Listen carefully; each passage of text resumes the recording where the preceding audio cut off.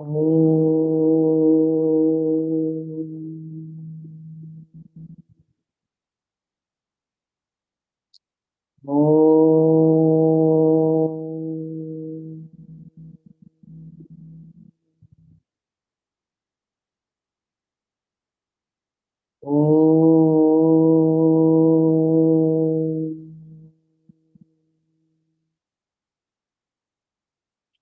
Om Brahmanandam Paramasukadam Kevalam Jnanamurtim Dvandvatitam Gagana Sadrasham Tattvamasyadilaksham Ekam Nityam Vimalamachalam Sarvadhi Sakshibhutam Bhavatitam Trigunarahitam Satgurum Tam Namami Shrutismritipuranam Alayam Karunalayam Namami Bhagavatpadam Shankaram Lokashankaram Shankaram Shankaracharyam Keshavam Badarayanam Sutra Bhashya Kritau Vande Bhagavantau Punah Punah Sadashivasamarambham Shankaracharya-madhyamam Asmadacharya-paryantam Vande Guru-paramparam Vande Guru-paramparam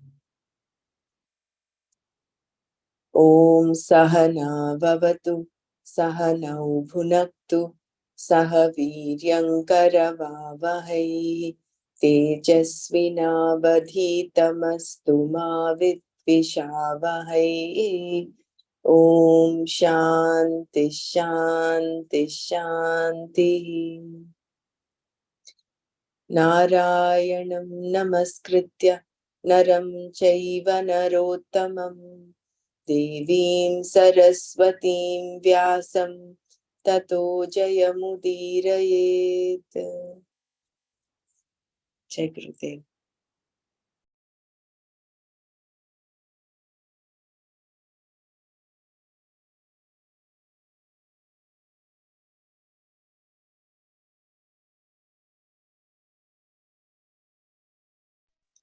Atha Shrimad Bhagavad Gita Navamodhyayah Raja Vidya Raja Guhya Yoga Shri Bhagavanuvacha Idam tu te guhyatamam pravakshamyanasuyave jnanam vijnana sahitam yajñatva mokshase shubhat raja vidya raja guhyam pavitramidamuttamam pratyakshaavagamam dharmyam susukham kartumavyayam Ashraddhana Purusha Dharmasyasya Parantapa Aprapya Mam Nivartante Mrityu Samsara Vatmani Maya Tatamidam Sarvam Jagadavyakta Murtina Matsthani Sarva Bhutani Nachaham Teshvavastitaha न च मत्स्थानि भूतानि पश्य मे योगमैश्वरम् भूतभृन्न च भूतस्थः ममात्मा भूतभावनः जय गुरुदेव क्षम्यतां हरि ओम जय गुरुदेव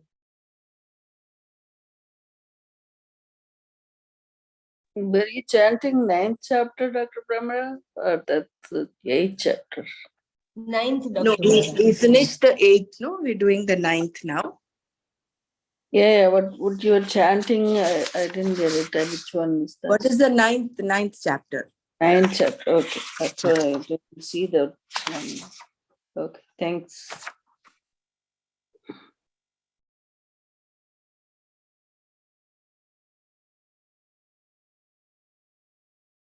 So we did yesterday the first verse. I will just browse through the text.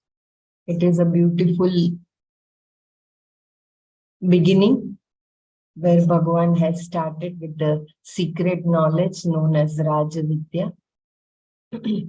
Shri Bhagavan Uvacha idam tute guhyatamam pravakshyamyanasuyave jnanam vijnana sahitam yajgnatva mukhyase shubhat. Shri Bhagavan said, whereas I will explain clearly and in detail to you who are without calumny this most secret knowledge together with immediate knowledge, knowing which you will be released from all that is inauspicious. Here Bhagavan, Bhagavan had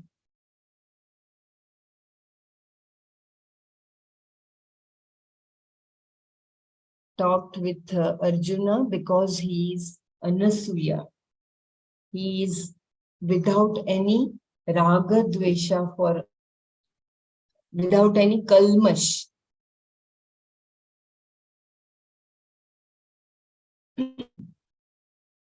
I'll just browse through text. The word vakshyami means I will explain. The prefix pra enhances the meaning of the verb.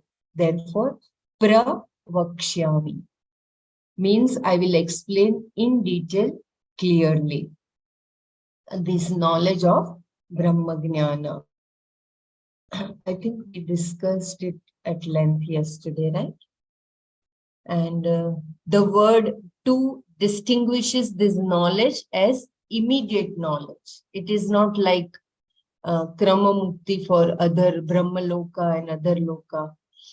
The word to indicates that he is distinguishing the topic he is now introducing from the one he has just discussed, Brahma Loka Prapti and the subsequent gain of knowledge, Krama Mukti. To distinguish that kind of accomplishment from this, he uses the word to. The distinction being that the knowledge unfolding here is to be gained right now and not later. If you are already Brahman, why should you wait to go to Brahmaloka to know that? The vision of the Gita is that you are Brahman, and once you know that, you are free. Right now, you are Brahman. Why should you postpone knowing that by making effort to go to Brahmaloka and gain this knowledge there? If you want to do a few things here, like making some money, Swamiji says, my question would be, why do you want that money? If you say it is for some security, some happiness, I say that that is exactly what Brahman is. You first discover that you are secure and happy, and you can also earn money happily. This is a very beautiful line. Please pay attention. You first discover that you are secure and happy, and then you can also earn money happily. Otherwise, after earning money, you will discover that you are still unhappy. So solve the problem of being unhappy and then happily do whatever you want. So you have to solve this problem first.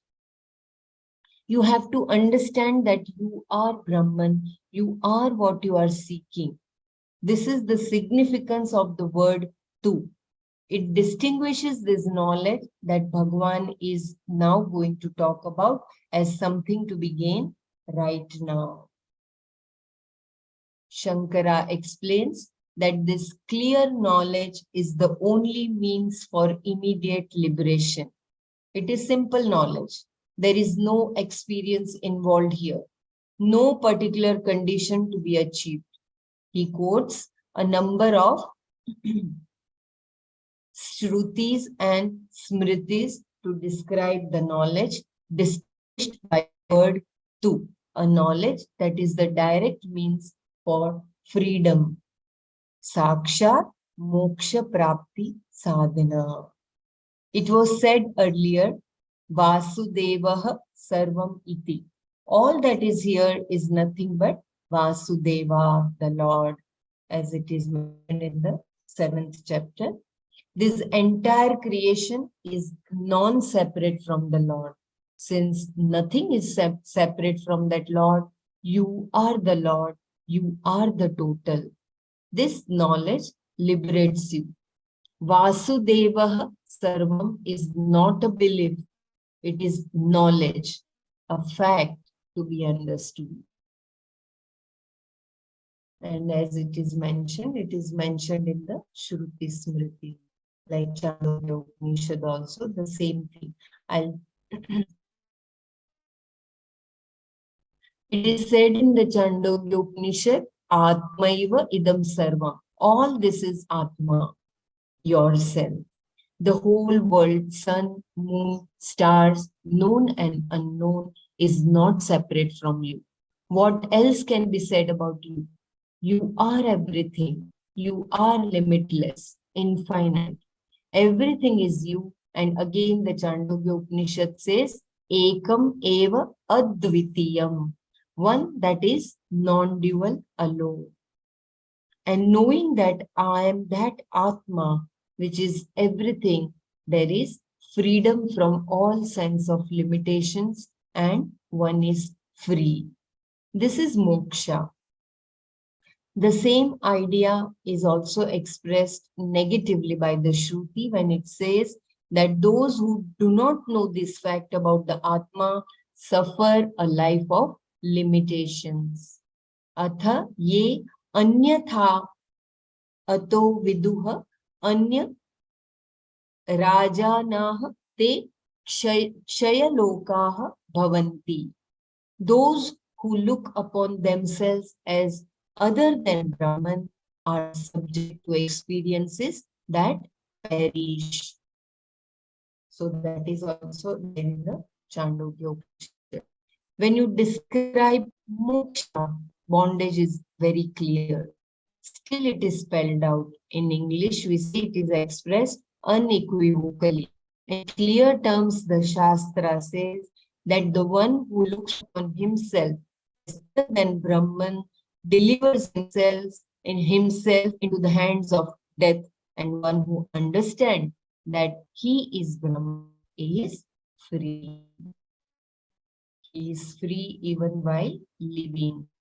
This knowledge alone is the direct means for moksha, nothing else. Not meditation, karma, attitude, or values, though all of them are indirectly helpful to gain a mind that can grasp this knowledge, as even fuel, vessels, and so on are all needed for cooking.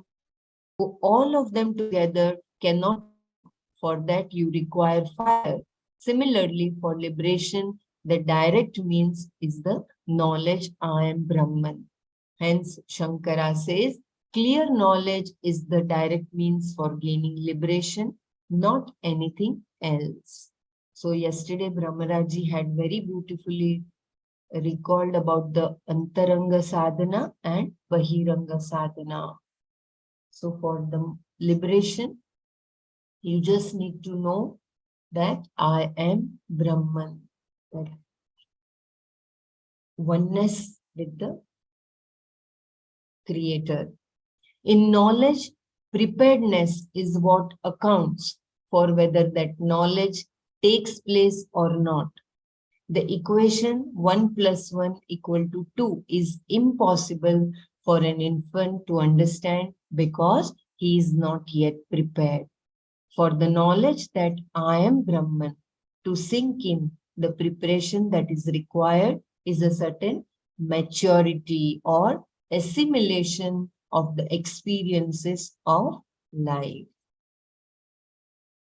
Who is qualified? Therefore, Krishna says here, Arjuna te anasuyave idam pravakshyami. Arjuna, unto you who is free from asuya. I will tell you this clearly. The word asuya has no real equivalent in English. The definition of this word in Sanskrit is guneshu dosha darshanam, seeing a defect where there are virtues. Saying of a great man that he is lame is asuya. It is an expression of not being able to accept good qualities or accomplishment in others. This is one of the worst problems a person can have. Karna, it is there in the refer to footnote on page 61, volume 1.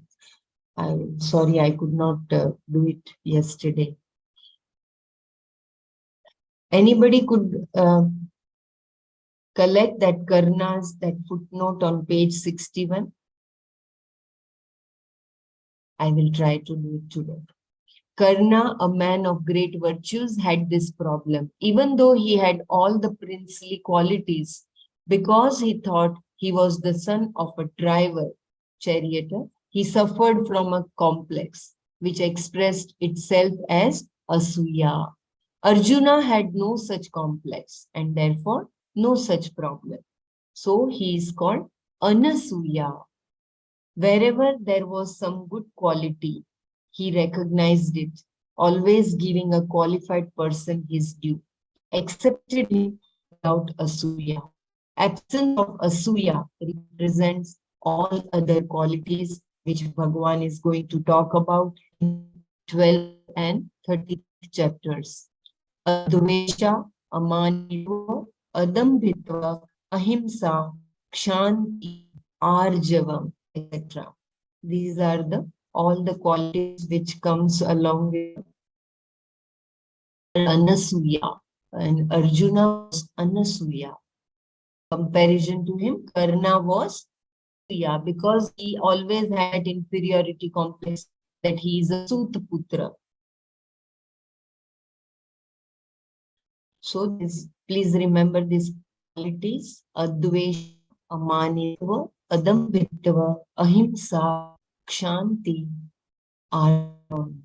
All implied by this one word, Anasuya, and they qualify Arjuna for this knowledge.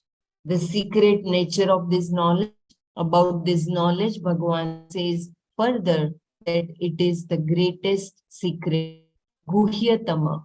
Guhya means secret, and the affix tama added to it makes it a superlative. The greatest secret. Why is it the greatest secret? There are various reasons. Even if it is taught, it is not understood. The fact about it is that no matter how many times you may tell, rarely does anyone understand. It remains a secret in spite of being revealed. And even if it is understood, there are certain things that inhibit the assimilation of the knowledge. Therefore, it is the greatest secret, Guhyatama. The preparedness for it is the greatest thing you can accomplish in life. You require maturity, which does not come by itself. You have to work on it. That is why it has been said that you need not protect Vedanta. It guards itself like the formula on relativity, E is equal to mc square. You can write it down 100 times and yet not understand what it means. One has to reach a point from where he can understand, and that requires a lot of preparation. Therefore, this knowledge is Guhyatama. It is outside of our known means of knowledge. I'm going a little faster as we have already done this yesterday. Kindly let me know if you feel that you want me to repeat anything. Another reason Just it read is the most... the part where it is said why it is Guhyatama. Yeah.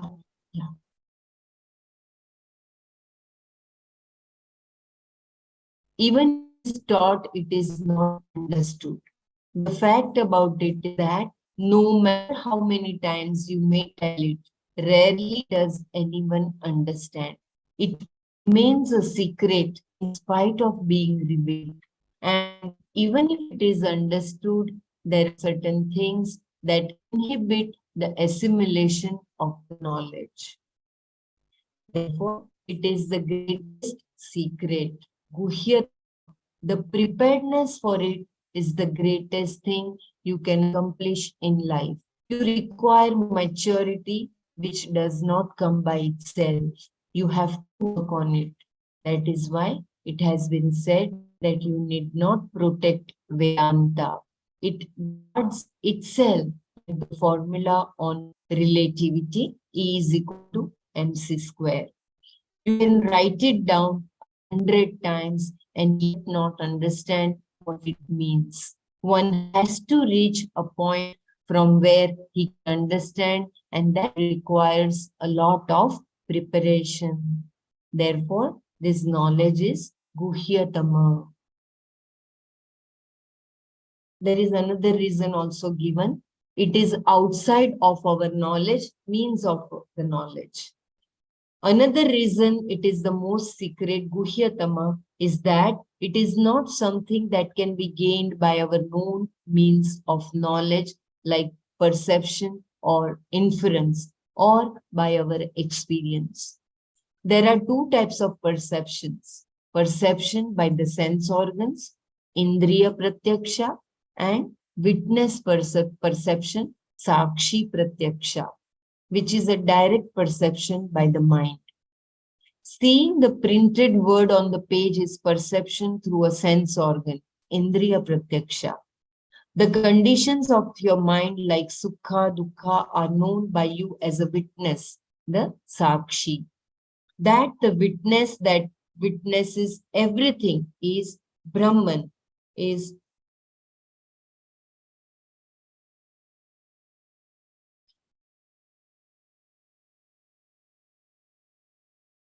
the conditions of your mind, like Sukha, Dukkha, are known by you as a witness, the Sakshi. That the witness that witnesses everything is Brahman is not a perception of either of the above, not Pratyaksha. It is not an object of experience, that is, perception through a sense organ or a perception directly by the mind, nor is it a matter for inference. Therefore, there is no way of knowing that I am Brahman unless you have another pramana, means of knowledge. And that pramana by which the knowledge is gained is Shabda, the words of the Shastra. Thus, because it is not available for any known pramana, and because it is only through the teaching that you can gain this knowledge, it is Guhyatama. So it is very well mentioned.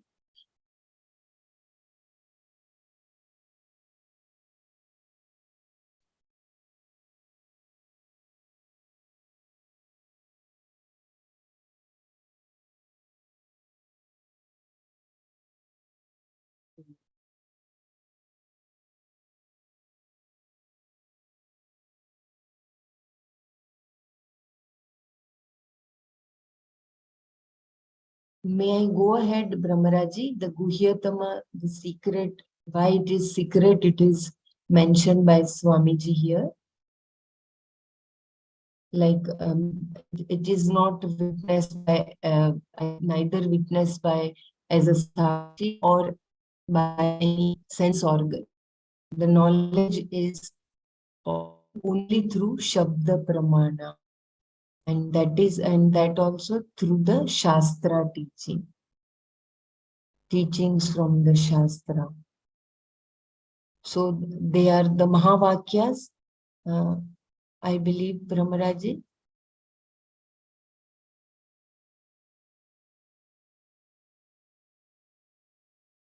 Yes, go ahead, Bella. Yeah. It is most valuable. Another thing that makes it the greatest of secrets is its worth. What is sacred or precious is always secret. You cannot keep a large emerald as a table weight. It will disappear in no time. Anything that is precious or rare is kept secret. So saying that it is the most secret is saying that it is the most precious. Jnanam Vijnana Sahitam Te Pravakshyam. This knowledge I am going to give you, which is the knowledge of Brahman as yourself, is also Vijnana Sahita. I am not simply going to state that there is Brahman. I am going to prove that you are Brahman. That is what is meant by the statement Vijnana Sahita. I will bring to you an immediate appreciation of this knowledge as yourself. What will I gain from it? Suppose I tell you a secret like the crows have no teeth. What do you get out of it? When I say you are Brahman, you can say, if I am Brahman, let it be so. What difference does it make to me? The fact is, knowing that you are Brahman, you are everything, you will be free from all things that are inauspicious. Moksha se ashubha. You will be free from ashubha, what is not auspicious, not desirable. You will be released from sorrow, from inadequacy, smallness, and from the bondage of the self. In short, from samsara. You will be free from a life of becoming. Shubha means something that is ultimately good. It is often written at the end of a letter or book to indicate an auspicious conclusion. Ashubha means it is not an auspicious end. When a person dies and is released from the body, although the end takes place, it is not auspicious because it begins again. That is samsara, and from that you will be liberated. Moksha se. Ashubha can also mean doubt. Then the meaning of these words will be you will be released from doubt. Now, Bhagavan presents this verse and the next to draw the attention of Arjuna. Raj Vidya Raj Guhyam Pavitramidam Uttamam Pratyakshaavagamam Dharmyam Susukham Kartum Avyayam. Idam, this Raja Vidya, the king of all knowledge, Raja Guhyam, the king of secrets, Pavitram Uttamam is the greatest purifier, Pratyaksha Avagamam, directly appreciated, Dharmyam, in keeping with Dharma, Sukham Kartum, easy to accomplish, Avyayam, imperishable. Idam Raja Vidya Raja Guhyam Pavitram Uttamam Pratyaksha Avagamamam Dharmyam Susukham Kartum Avyayam. This is the king of all knowledge, the king of secrets, the greatest purifier, directly appreciated, not opposed to dharma, easy to accomplish and imperishable. I repeat, this is the king of all knowledge, the king of secrets, the greatest purifier, directly appreciated, not opposed to dharma, easy to accomplish and imperishable. The knowledge, jnana, that was spoken of in the first verse is called vidya here. The roots of both words have the same meaning, to know. This knowledge, which liberates one from samsara, is necessarily different from any other type of knowledge and is therefore called Raja Vidya, the king among all disciplines of knowledge. Why is this called Rajavidya? Because it is self-shining. As in a kingdom, among the many inhabitants, the one who is the Raja, the king, is the final authority. Similarly, here, this knowledge is the Raja, the king, among the various disciplines of knowledge. Shankara gives the meaning of the word drawn from its root Raj, which means to shine. So Raja is the one who shines by himself, who does not depend upon anything else. Among the people in the kingdom, the king is glorious, great in his own right.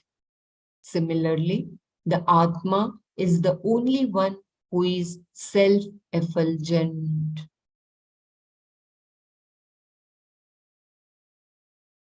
Knowledge of this self-shining self is the king of all knowledge, because all other forms of knowledge depend upon this illumining factor called Atma. Every other piece of knowledge is revealed by your buddhi, but this one is self-revealing. It shines of its own accord. Swayam Rajate. I repeat, it's a beautiful line. Knowledge of this self-shining self is the king of all knowledge, because all other forms of knowledge depend upon this illumining factor called Atma. Every other piece of knowledge is revealed by your buddhi, but this one is self-revealing. It shines of its own accord. Swayam Rajate. It resolves all divisions. All other forms of knowledge perpetuate the Gnatra, Jnana, Gneya, Veda, the division of the knowledge, the knower, and the object of knowledge. There is a footnote. Here the word knowledge, jnana, refers to the instrument of knowledge. So I repeat once again, it resolves all divisions, all other forms of knowledge perpetuate the gnatra, jnana, gneya, veda, the division of the knower, the knowledge, and the object of knowledge. They confirm the notion of division that makes us experience ourselves as limited. This division, the Gnatra, Jnana, Gneya Bheda, accounts for all differences. It is not really the differences that we are concerned about here, but the division. Knowing that there are these differences is not a problem, but the sense of division creates self-inflicted limitations. When we say that the Gnata, the knower, is other than the Gneya, the known, then one limits the other. I repeat, when we say that the Gnata, the knower, is other than the Gneya, the known, then one limits the other. Thus, the division causes a sense of limitation in the knower. This is because what he is not, that is the entire world, is overwhelmingly big, whereas he is small and insignificant.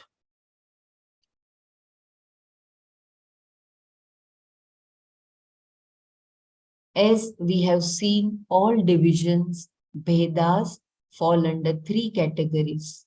They are Vijatiya Bheda, the division between species. Sajatiya Bheda, the division within a given group. And Swagata Bheda. Swagata. I hope I am correct in my pronunciation. Swagata Veda.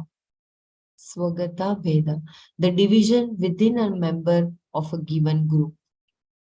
Once I say things are divided, I become one among the divided. I am a distinct entity qualified by a few attributes living in and transcending Kshamyatam.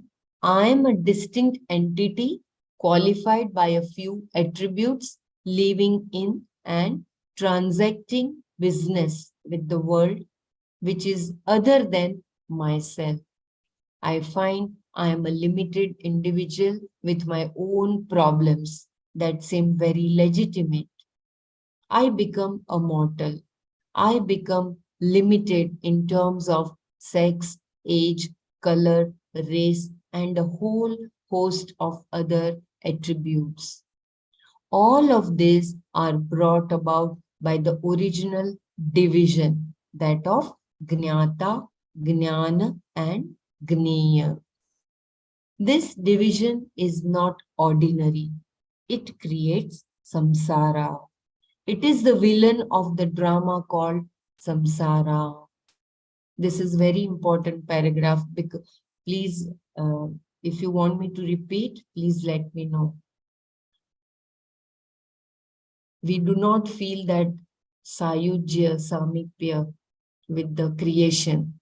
And that is why these three types of Vedas, Vijatiya, Sajatiya, and Swagata Veda.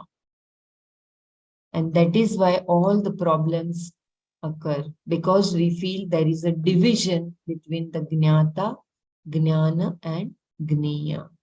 And that is the, as Swamiji has explained, it is the villain of the drama called samsara. It exists in every other vidya, even in psychology. If you examine your own psychology, even though it is your psychology, you begin with a symptom which you attempt to trace to its roots. The connection is inferred based on a pattern that emerges from the study of the behavior and background of many people. That pattern becomes the basis for further deduction, and you make a conclusion. This inferred piece of knowledge implies a knower jnata, who has knowledge, jnana, of something known, jneya. Even though psychology seems very much connected to myself, it is still a discipline of knowledge which only confirms samsara. I think I repeat this paragraph. It exists in every other vidya, even in psychology. If you examine your own psychology, even though it is your psychology, you begin with a symptom which you attempt to trace to its roots. The connection is inferred based on a pattern that emerges from the study of the behavior and background of many people. That pattern becomes the basis for further deduction, and you make a conclusion. This inferred piece of knowledge implies a knower, jnata, who has knowledge, jnana, of something known, jneya. Even though psychology seems very much connected to myself, it is still a discipline of knowledge which only confirms samsara.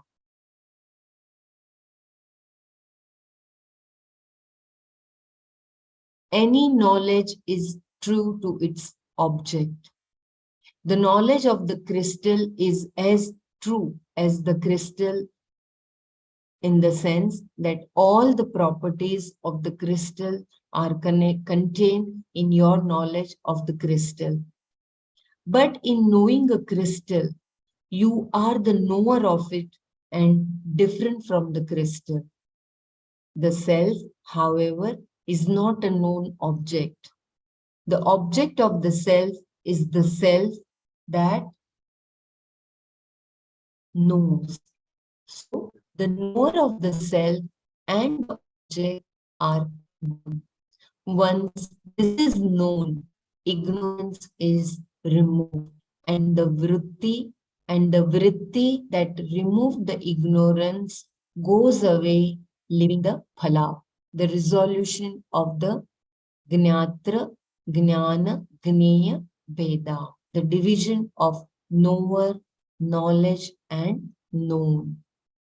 When these are destroyed, all other differences are also destroyed. I see that every piece of knowledge is nothing but myself. Every object of knowledge is non-separate from myself, and the knower, of course, is non-separate from myself. All three of them depend entirely upon the self-consciousness as such. How is this so? Gnata, the knower, is a conscious being. Chaitanya Atma, with reference to something known. The knowledge, the vritti. This vritti is the instrument of knowledge, and the word jnana in the Triputi, jnana and gniya refers to this. I repeat, this vritti is the instrument of knowledge, and the word jnana in the Triputi, jnata, jnana and gniya refers to this.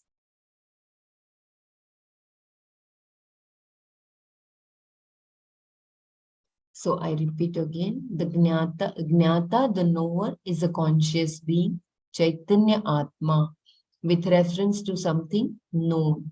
The knowledge, the vritti, is also nothing but Chaitanya Atma. And the object of knowledge is not separate from Chaitanya Atma. If you say the object is outside Sat Chit Ananda Atma, how is it outside?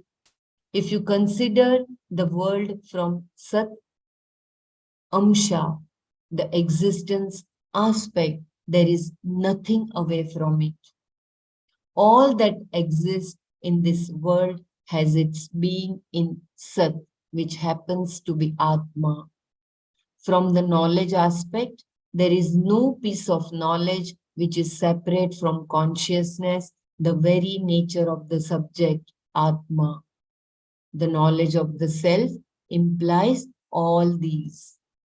I alone am everything, one non-dual Brahman, knower, known, and knowledge, the cause of the whole creation.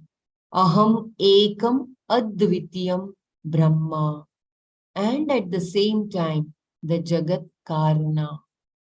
This is Atma Vidya. Definitely, it is the king among all forms of knowledge, Raja Vidya, while every other Vidya maintains divisions, it devours all divisions. I read this once again. It's a very, very beautiful paragraph. Jnata, the knower, is a conscious being, Chaitanya Atma, with reference to something known. The knowledge, the vritti, is also nothing but Chaitanya Atma. And the object of knowledge is not separate from that Chaitanya Atma. If you say the object is outside Sat Chit Ananda Atma, how is it outside? If you consider the world from the Sat Amsha, the existence aspect, there is nothing away from it. All that exists in this world has its being in Sat, which happens to be Atma. From the knowledge aspect, there is no piece of knowledge which is separate from consciousness, the very nature of the subject, Atma. The knowledge of the self implies all these.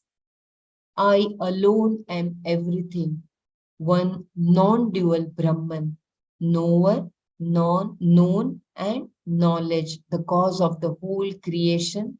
Aham ekam Advitiyam Brahma, and at the same time the Jagat Karana. This is Atma Vidya. Please remember this for contemplation. I alone am everything. One non-divine Brahman, knower, known, and knowledge, the cause of the whole creation. Aham ekam advitiyam Brahma. And at the same time, the Jagat Karana. This is Atma Vidya.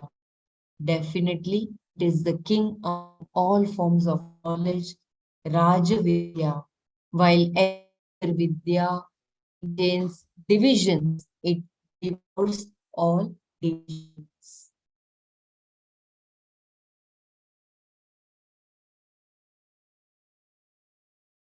This is the only you can call Vidya.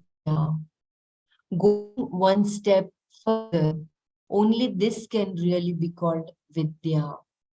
Everything else is avidya because the division is avidya. The division that I am the knower, this is an object of knowledge and I have knowledge of it, is all avidya. There is no such thing as knower, known, and knowledge separate from Brahman.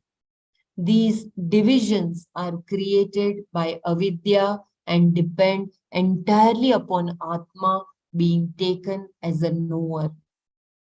Based on that are all knower known pursuits. Does that mean that if I have knowledge of Atma, I will have no knower known pursuits? Will there be no more seer, seen, hearer, heard? This will all remain, but the division will be negated. Badhita. There is an apparent knower known pursuit, but between the knower and known, there is no division. Then for whom is the pursuit? Everything is as though, eva. There is a seeming knower known pursuit. Moreover, in every other pursuit of knowledge, there is always something more to be known, which is invariably much greater than what is known. Sometimes what you think you know is also falsified later. And our definition of knowledge is that which is not subject to negation. Abadhitam jnanam. All the knowledge we have is negatable because from another standpoint, it changes completely. If you say this is a table from another standpoint, it becomes wood. The table is badhita. The previous knowledge is completely negated by knowledge of the cause, karana. And if a new discovery takes place, a given piece of knowledge also becomes badhita. Furthermore, no knowledge is ever complete. Because the universe is a whole, every piece of knowledge is connected every other piece of knowledge. In the whole, how can you have piece of knowledge and still call it knowledge? Knowing an aspect of something, you cannot say you know it completely. Unless you know the whole, you will not know the part as a part. So beautiful. I repeat, knowing an aspect of something, you cannot say you know it completely. Unless you know the whole, you will not know the part as a part. So once we know that we are from that whole and the whole creation is complete, whole, there will be no badhita, there will be no Brahma, there will be no confusion. There is no other. No. If you want me to repeat anything, please let me know. I believe it is very clearly explained, right? So I'm going, if you want me to repeat any paragraph, please do let me. There is no other knowledge, knowing which everything is as well known. Every other vidya leaves behind a bit of ignorance because knowledge without the vision of the whole is never understood completely. The whole happens to be the self, and therefore I am the whole in which there are no details because Atma is free from attributes. All Nama Rupa is superimposed upon Atma. To know that the self is Brahman as something that is whole is to have complete knowledge because it has no attributes. If there are attributes, you have to know them, and it is not possible to know them completely. So any piece of knowledge is really avidya. It cannot be called jnana. Whereas in knowledge of the self, Brahman, partial knowledge is not possible because there is no part. It is the partless whole, and therefore either you know it or you do not. I, the Atma, is free from any form of limitation. It is one limitless consciousness, free from all attributes. There is no possibility of partial knowledge here. Therefore, only one jnana is possible, Atma Jnana. So, abadhita jnana means not just that it cannot be negated, it means this alone can be considered as knowledge. So, Swamiji has beautifully explained that only the Atma Jnana is the knowledge, the rest of the knowledge, they are all avidya. And they are not Jnana. So the knowledge of the Atma or the self is the only knowledge, it's the only Jnana. And which is complete, which is whole. This knowledge is Raja Vidya because it gives one the greatest satisfaction. In any other Vidya, after knowing it, how do you feel about it? Every PhD is grateful when he is awarded his degree because he alone knows how little he knows. He knows how much he had to study and how little he has understood. Even what he has written, he has not understood completely. I repeat, even what he has written, he has not understood completely. Every sentence can be research material for another PhD. This goes on and on. No one is satisfied with his knowledge, even in a given field. What to talk of the ignorance one has in so many other disciplines of knowledge? In terms of simple satisfaction, Atma Vidya has the last word among the disciplines of knowledge. Every dissatisfaction implies an I as Ahankara, which is the knower. It is not the brain that is dissatisfied with itself. I am dissatisfied. This dissatisfaction is centered on Ahankara, the ego. How are you going to eliminate that? You cannot remove it. You can only understand that Ahankara is only an apparent form, a mithya form of Sat Chit Ananda, Advaya Atma. This knowledge which removes the notion of Brahma. limitation. Advaya Brahma. Kshamyatam. I repeat. I repeat once again. I'm really sorry. Yeah, it is Brahma. Every dissatisfaction implies an I as Ahankara, which is the knower. It is not the brain that is dissatisfied with itself. I am dissatisfied. This dissatisfaction is centered on Ahankara, the ego. How are you going to eliminate that? You cannot remove it. You can only understand that Ahankara is only an apparent form, a mithya form of Sat, Chit, Ananda, Advaya, Brahma.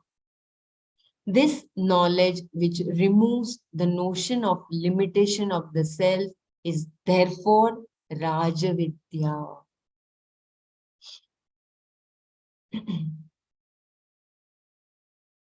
This Vidya is also considered to be the greatest secret.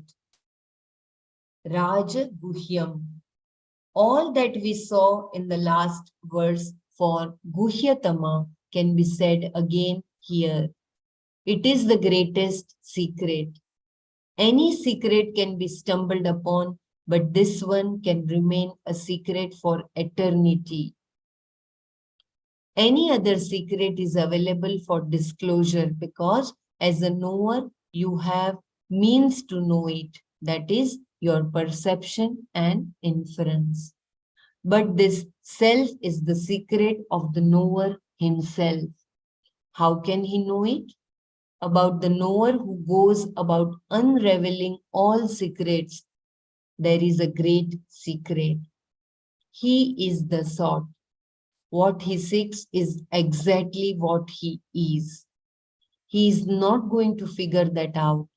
He has to be told by some other source.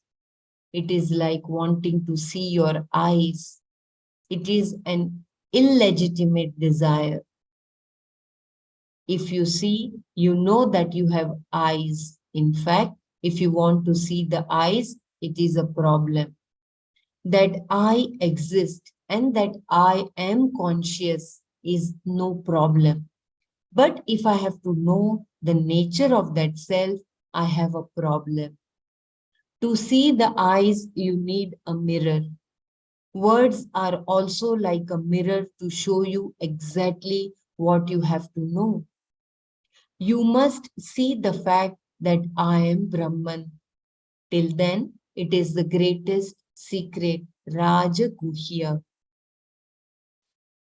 As we saw in the last verse, because of its sanctity, also it is Guhya. Anything that is precious is Guhya.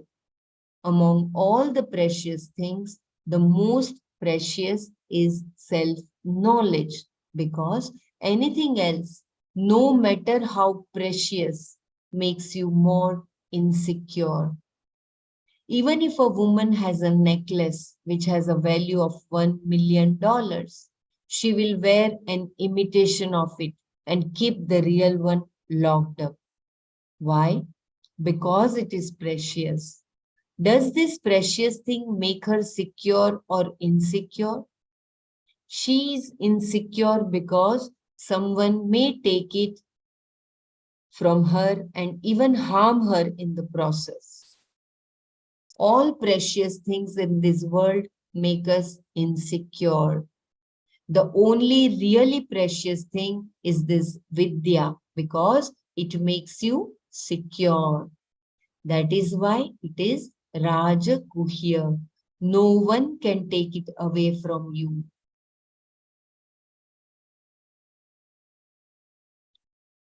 Atma-jnana is the greatest purifier. Further, the Lord says that this knowledge is the greatest purifier. Pavitram idam uttamam.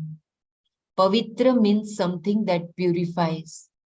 There are many purifying agents, the most well-known of which is Agni, fire, who is also called Pavaka, the one who purifies.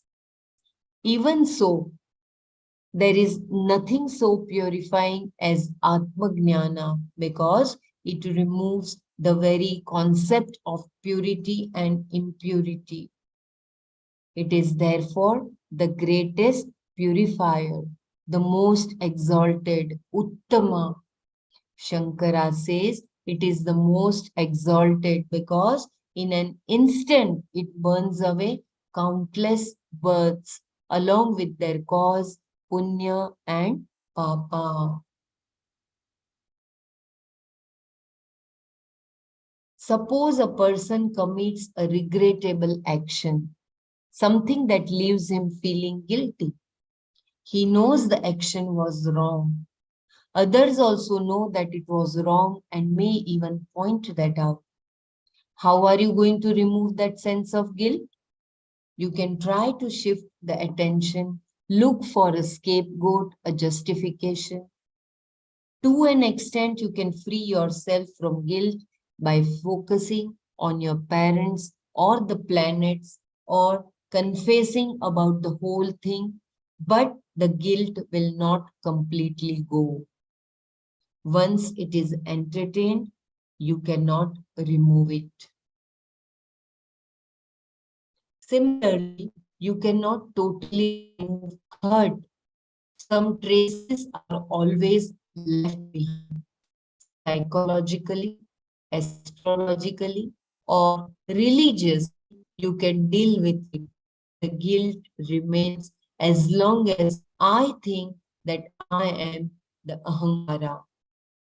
This is the nucleus which holds all the imprints of guilt. Total elimination is not possible unless you understand Atma is a Karta.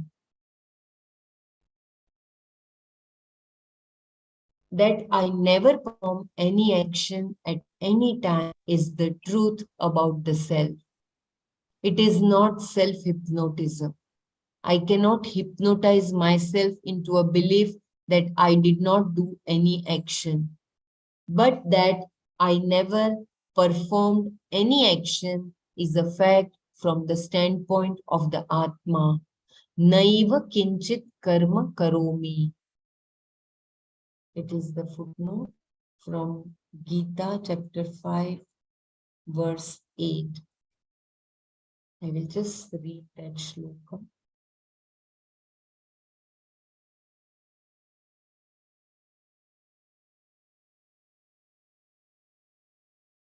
Naiva kinchit karomiti, naiva kinchit karomiti yukto.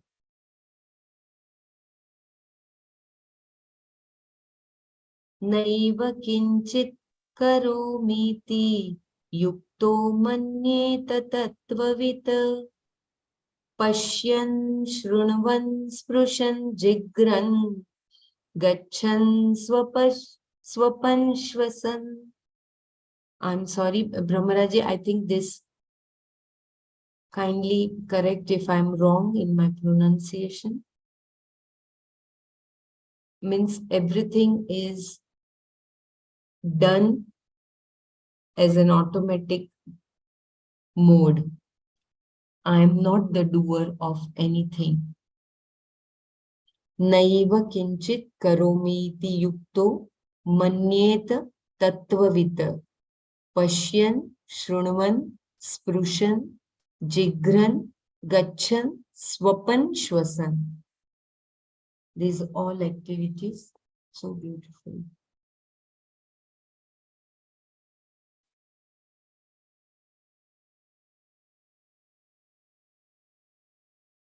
I think there is. So basically it's saying that there's two verses, the one you read, and then the other one is Pralapan Visrajan Ragnan. Unmishan Nimishan Api Indriyani Indriyarteshu Vartante Iti Dharayan. And they go together basically, you know, that those two verses. Because people who realize the truth, they will be detached in action even while seeing, hearing, touching, smelling, eating, conversing, Yes. holding, walking and giving up, winking and even sleeping. That's what that was. Pashyan, Shravan, Sparsan, Jigran, Asnan, Gachan, Swapnaswas. Swapnaswas. I think I will just read the first You and want to second finish shloka. up the chapter or no? The not chapter, the one for the Atmajnana thing. Yeah. Did you finish that one already? I know you're kind of scrolling up and down. I couldn't keep up. No, the purifier. Atma, this jnana as a purifier we are seeing. Atma jnana is the greatest purifier. But there is too much. The whole text is still 3-4 pages. So I believe tomorrow we can see once again this from here. Rajaguhyam. I think this is because it has too much of conceptual knowledge. Yeah, another 10-15 minutes we can read, right? You think if we cannot No, read our time is already up, my dear. We already had to complete by 8:30, right? It is already 8:30 from as per India time. 8:30 now? Oh, okay.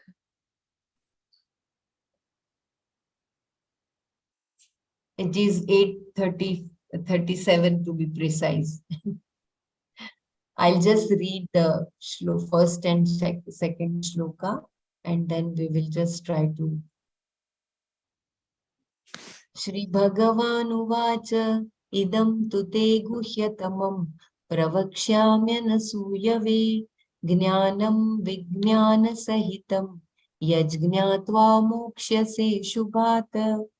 Shri Bhagavan said, whereas I will explain clearly and in detail to you who are without calumny this most secret knowledge together with immediate knowledge, knowing which you will be released from all that is inauspicious.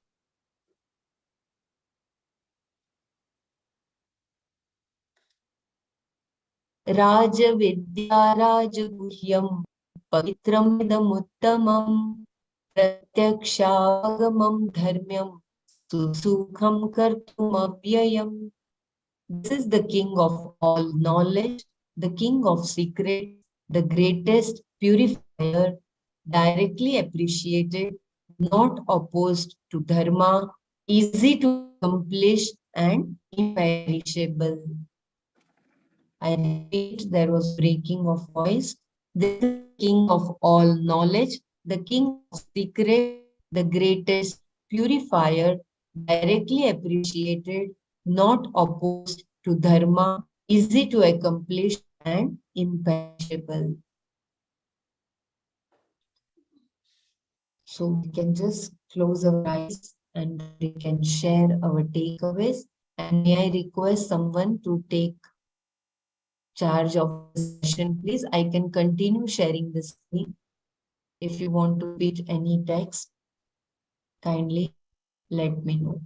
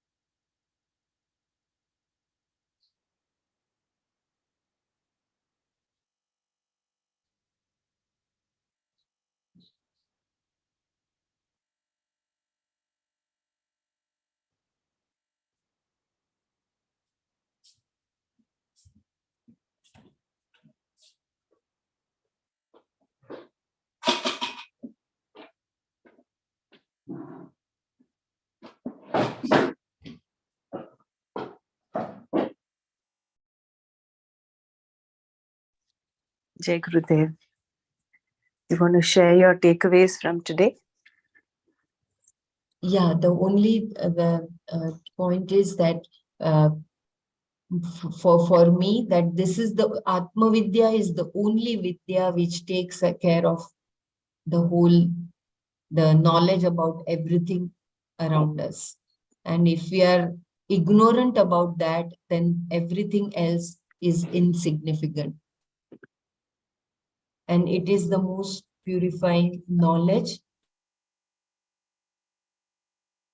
which is not perceivable through sense organs, neither through sense organs nor as a witness consciousness. And in the last paragraph, Swamiji also quoted the verse that you are not, if you have that knowledge of Atma, then you know that you are not the doer.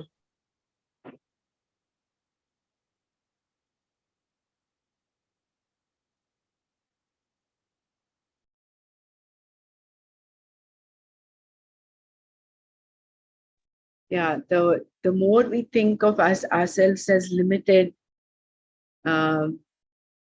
we are coming from the space of ahankara. And the way to take care of this is by having this vidya. Everything else is considered avidya. The only vidya that is there is this, which gives you this self-knowledge, which makes you feel that advitiya, you are Brahman. There is nothing apart from you. And because it is so, even if told, it is difficult to assimilate, even if told, it is difficult to recognize, this is called guhyam, secret.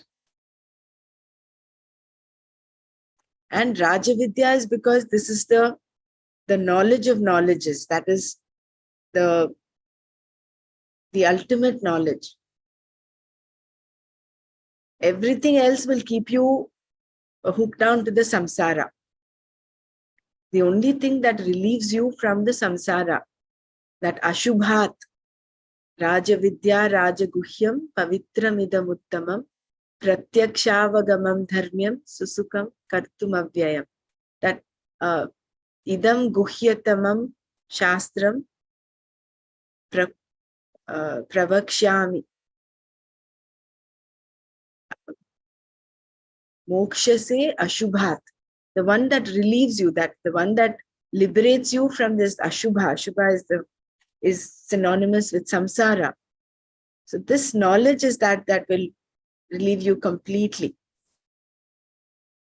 The more you think you do not know, like he's given the example of even a PhD student, he knows, the more he knows that he does not know. So that is the realm of the samsara. Whereas with this Atma Vidya, once you know this, there is nothing else to be known. There is that fullness.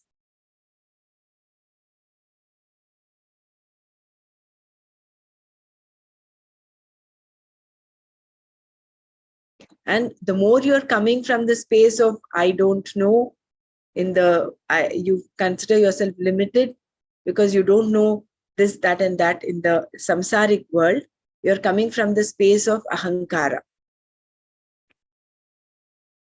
And that means that you're coming from the doership. You're completely in the karta bhav. Whereas when you drop that and you move towards this Atma Vidya, the karta bhav settles down. You come into that non-doership, wherein that once you attain this knowledge, you have that Pashyan, Shrinvan, Sprishan, Jigran, Ashnan, Gachan, Swapan, Swashan. Yeah, everybody please share.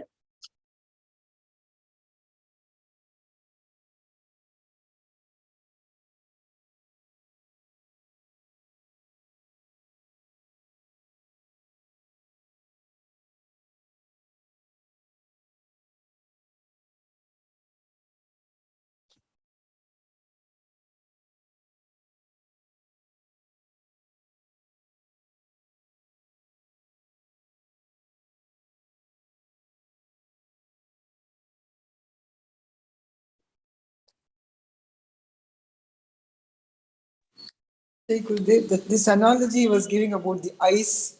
You will never be able to see your own eyes. Only through mirror, the reflection you can see.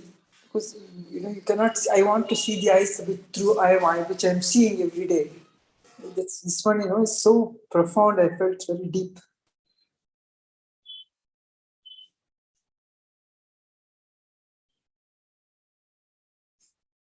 And also how Shabda is the only pramana through which you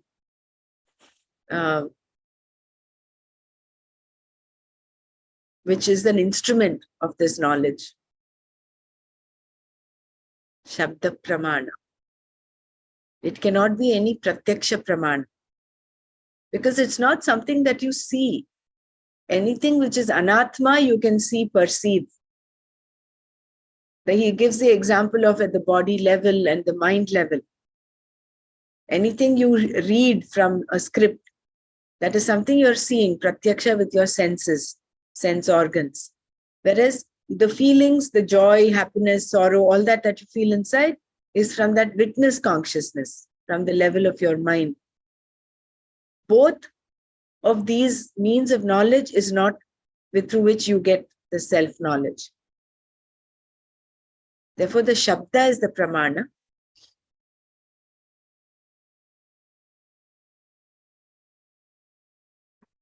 That is why we have to come to the Shastra. But ultimately, even this is let go. This is only to reach and prepare our mind to a certain extent, so that we can assimilate it. It says, no, even though we are listening to this knowledge, even though we are doing all this manana and all that, there will be some obstacles, that badhitas will be there for us to see our true self.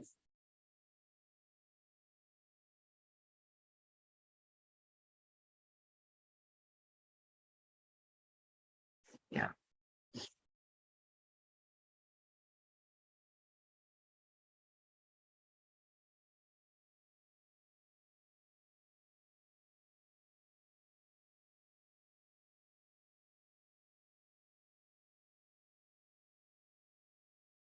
Can you see the screen, chapter 6?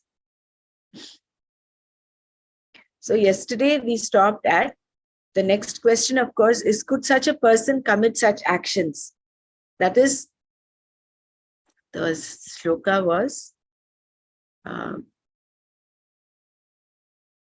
Sarvabhutastitam yo mam bhajatyekattvamastitah sarvatha vartamanopi sayogi mayi vartate. That is the one who gains the vision, having gained the oneness of me, abiding in all beings. That yogi abides in me, whatever he or she does. So, when he says that, does that mean, in the previous paragraph, he says, even for the sake of argument, if such a person were to commit murder, the person would not be away from me because he or she is not a doer. The next question, of course, is could such a person commit such actions? No, says Krishna in the next verse. Wrong action is not possible for the person. Atmaupamyena sarvatra samam pashyati Arjuna sukham va yadi va dukkham sayogi paramo mataha. Arjuna, O Arjuna, yaha, the one who, sarvatra, everywhere, sukham va, either pleasure, yadi va dukkham, or pain, atma aupamyena, taking oneself as an example or basis, samam, the same, pashyati, sees, saha, that, yogi, paramaha, the most exalted, mataha, is regarded. So, Arjuna, yaha sarvatra sukham va yadi va dukkham, atma aupamyena samam pashyati, saha yogi paramaha mataha.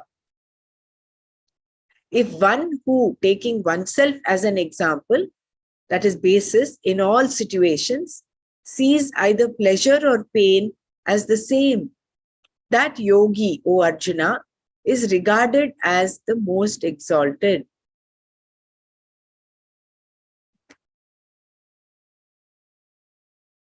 Here Krishna obviates the problem of whether the wise person can perform any action of adharma by showing that there is no way of his doing that. For such a person, Atma, oneself, is the upama, the example. The self itself becomes the example. Atma aupamyam. One who is oneself as an example sees that which is equal in all beings. Sarvatra samam pashyati. As being equal to oneself alone. The person does not look upon others from any other matrix except himself or herself alone. With reference to all beings, the vision is equal, the same. One looks upon others as oneself alone on the basis of the example of oneself. This is one meaning. There is also another meaning, which we shall see later. So the first meaning is that the person looks upon everybody as himself. So therefore he will not, even in the remotest imaginations, he is not going to do anything adharmic. In the second line of the verse, the vision of sameness is pointed out in terms of happiness and pain. Sukham va, dukkham va. My happiness, sukha, my welfare is highly desirable to me, and therefore I go for it, which is the same for everyone. Every being is equally interested in its own sukha. Therefore, I become the matrix, the basis for my interaction with other beings. Similarly, dukkha is what is not desirable for me or for anyone else either. So in the first, he sees himself as everybody. He sees himself in everyone. Everyone is the same. In the second line of the verse, sukham va yadi va dukkham, means like you are interested in your welfare, sukha, and that you are not going to do anything that is not desirable. So the way you interact with other beings this forms the basis. Whatever is good, you will do. Whatever is not good, you will not do. Therefore, there is no way he will do anything adharmic. The basis of dharma. Here you can see how dharma itself is born. The very basis of dharma is the universal mutual expectation of people. What I expect of others is what others expect of me. If what is desirable, sukha, for me is desirable for others, and what is undesirable, dukkha, for me is undesirable for others also, then there is a common basis, which is what is meant by dharma. Having the vision of sameness in all beings, then the person discussed here does not do what is not desirable. Therefore, what Krishna said in the previous verse, whatever the person does, he or she remains in me. Sarvatha vartamanaha api mai vartate is further explained here. What was said there could be misunderstood to mean that a jnani could do things that are adharma, and yet he remains in Ishvara. Therefore, answering the question, will such a person do actions that are considered to be wrong, adharma? Krishna says, no, it is not possible, because what is good for the jnani is good for others also. And what is bad for the jnani is bad for others also. If the jnani does not like getting hurt, then he or she is not going to hurt anyone else. In this way, non-injury, ahimsa, becomes natural to the jnani. Even for a viveki, a simple mature person, ahimsa is a very common dharma. And for a jnani, one who has lived a life of dharma and who has deliberately pursued and gained the knowledge, dharma becomes spontaneous, very natural. If you look at any crime, like hurting another person or any kind of action considered to be adharma, behind it there is always a small ego. Every ego is small, in fact. A big ego is also small. Any ego being just a bubble filled with air. Whether the bubble is big or small, it is nothing but air. That is all there is to this ego business. Just so much air. Ego itself is a false entity, and this false entity is behind every crime, large or small.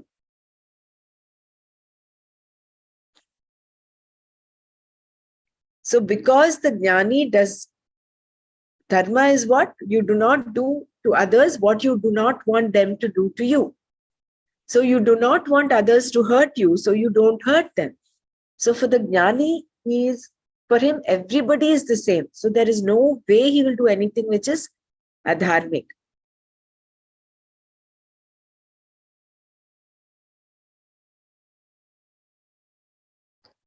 So here they explain that dharma is being, you're not, as you experience the sukha and dukkha for yourself, and you wish the same for other people also. So like that is the dharma. Right? Then becomes adharma. What is likable, what is desirable, that gives you sukha, whereas contrasted with what is not favorable to you. Mm-hmm. Right. Dukham va yadi va dukkham. Yeah, so you do not wish on anybody anything bad. He will not even wish, he will not even think of anything bad for others. Mm-hmm. Because he sees himself as an extension. Everybody else is just an extension of himself. Mm-hmm. Right. So that's the initial part where you read, right? He himself. Samam pashyati sarvatra samadarshana. Yeah. Okay. Samadarshi. Yeah, the sameness and the evenness. Some people say it is evenness, but then the sameness, like, which is probably the truth, because you don't want any dukkha for yourself. So the same thing applies to that other person. So you treat other person as you treat yourself. So that's correct. The bottom. Yeah. So that then that's a dharma, and then you won't even think of adharmic action by thinking this way. Yeah. Mm-hmm. Which is true. Yeah. And then the ego part you read, I didn't, the last paragraph, what was that about? Let me read it again. Yeah. Let me read it. If you look at any crime, like hurting another person, or any kind of action considered to be adharma, behind it, there is always a small ego. Every ego is small. In fact, a big ego is also small. Any ego being just a bubble filled with air. Whether the bubble is big or small, it is nothing but air. That is all there is to this ego business. Just so much air. We say, no, he is, there is that colloquial term which says he has airs about himself. Yeah, he's in the bubble himself. Right? He's in that, it's nothing but air. It's only a bubble, big or small. Ego is only a bubble. False entity. Ego itself is a false entity. It is anatma, right? It is a Mm. false entity, and this false entity is behind every crime, large or small. So the jnana comes from the sense of anahankara. He doesn't have that ahankara is dissolved. He comes from the karta bhav. He doesn't have the doership. So there is no question of him committing any crime. False entity. So it's not the truth, right? That's anatma, like you said, right? Yeah. Everything else is anatma. Even we read it in the 9th, right now, we read something about egos, ahankaras. Yeah. Paragraph, It is right? when you come from that limited space, I do not know this knowledge, like the PhD student, that example was. Exactly, all the, even that writing the thesis or whatever, that one small, they didn't understand completely, that was another. Correct. he doesn't even know what it is. Even he did PhD. That Yeah. was the question. So how limited you are with that kind of Somewhere, correct. Somewhere before we read, no amount of knowledge in the universe, that is the samsaric world, is able to even remove a little bit of that insecurity. The more you know that you don't know. Like, see, for instance, earlier, the atom was supposed to be made of protons and neutrons and electrons going around them. But now science says that that is not there. That model is slashed. It is no longer there. They're now looking at the standard model. So every day, science is breaking its own concepts that it has built. So the more you know that you don't know. It is only like Swamiji had mentioned, it's like scratching the surface. It is not to relieve you of this insecure feeling, of this limited feeling, of this security. The only vidya that makes you feel full, that makes you feel complete, is the Atma Vidya. Therefore, it is called the Raja Vidya. Raja. Raja Vidya, Raja Guhyam.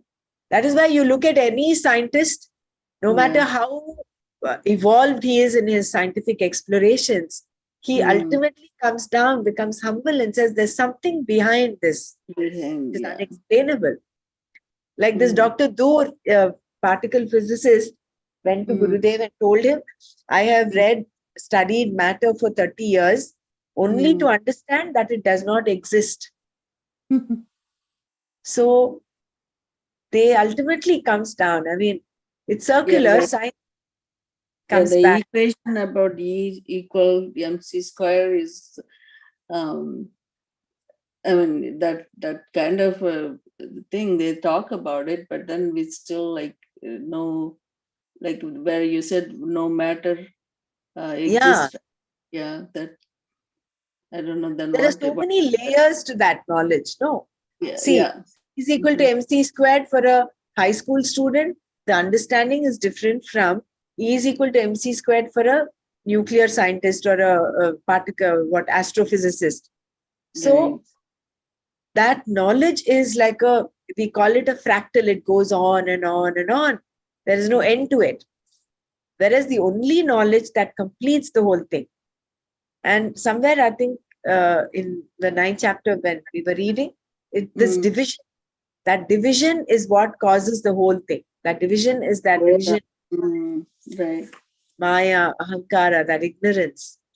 Right. That division, the three divisions we talked about, right? Like this one is the self. Ourselves have the division in ourselves. We think so all the time. And then I forgot the words, like vinyana, not vinyana, something. Yeah, there were 3 words. Even I wanted to go through more time. Sajatiya Bheda, Vijatiya Bheda, and the third one was Swabhava, something like Sujata, something. Yeah. I forgot. It's similar to Subhava. That's what I felt, that should be like your Veda, like it's individual. Maybe tomorrow we'll just go through that one more time. Sajatiya Veda, what that means. It basically boils down to the same thing, that when you consider the other, there is no other in this universe. These all comes as like when you say that this is just an insect, or he's just a poor, rich, whatever, that is the division. When you consider the other, that time only these all Vedas bother you. I'm thinking about, the time is up now, but we should talk about a little bit about Atma, what we learned, like one sentence or something about it. So every day we add to just that one, like we can prepare. Like what? Like say, for example, Atma, we know today we read Atma is no action, right? Like no attributes. First of all, no attributes. then I was thinking about all the attributes that we, not attributes, we explained Nirguna, Niramaya, that Nirankara, I get you. I think you want to say every day we go with one idea. That is, today, for instance, Atma is Satya. Yeah. Atma is Ananda. Then the next one could be Atma is Chaitanya, or Atma is Chit. That's Right. very good. That's Yeah. it, like that. So I know, like, the assimilation of this knowledge is, we have it, but then I feel like, we want to add those, the everyday we read it, and then what is the Correct. important thing about it, so Exactly. having that would be nice. This will help a lot, Brahmaraji. We will do this kind of homework. Yeah. Take this thing and be with that for the whole day, and share also if something comes up beautifully in any one of us or everyone. It's very That's beautiful. Maybe like Dr. Mara, maybe if you can post it in the group, one. Sure, and- yeah. I will do that. Like today, like I will treat myself. I want to treat other people as I treat myself. Myself. Yeah. That like you don't disrespect or look down on somebody because you don't want anybody calling you name. Look down upon you. Correct. And so in that aspect, how I usually do, but in respect of that, the other day, as I said, I was walking and thinking all these things. All of a sudden, the car rushing, screeching, and that just startled you because you are in that meditative mode when you're walking. And then, irrespective of it, how you call it name after that, It's just so funny. I wonder why that happened. I don't want even that to happen. But then again, so Correct. that That's a good idea. Let's take that up. yeah, So we'll thanks. wind up here today. Tomorrow we'll take the nature of the ego, and we'll continue. Yeah, that's right. Om Loka Samasta Sukhino Bhavantu. Om Shanti Shanti Shanti. Om Tat Sat Shri Krishna Arpanamastu. Jai Gurudev. Thank you so much.